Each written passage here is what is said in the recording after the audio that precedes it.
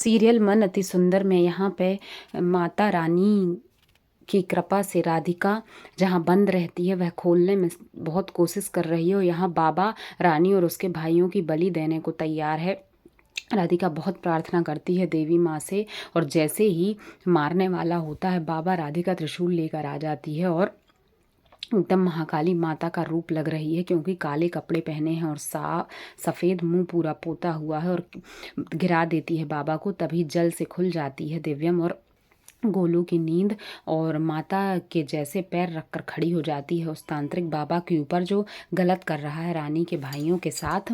और तभी दिव्यम उठता है और बाबा को पकड़कर बांधने की कोशिश करता है। बाबा से बचकर गोलू हाथ खोल देता है दोनों भाइयों के और फिर दोनों भाई बाबा को पकड़कर बांध देते हैं और पेपर मिल जाते हैं कली को और सारे लोग खुश हो जाते हैं। जब पेपर मिलते हैं तो राधिका को भी सारे लोग देखते हैं और कहते हैं माता रानी का रूप लग रही है।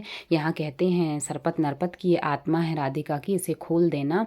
और वह याद करती है कि नहीं, मैं आत्मा नहीं हूँ, मैंने तो केवल तुम्हें डराने की कोशिश की थी, अपने परिवार का साथ देने के लिए, उनका हक देने के लिए। और कागज लेते हैं तो रानी सोचती है मैं छुड़ा लूँ। तभी रानी के पास जाती है राधिका और जो नकली पेट लगाए होती है रानी वह नीचे गिर जाता है और सबके सामने रानी की सच्चाई आ जाती है कि रानी प्रेग्नेंट नहीं है।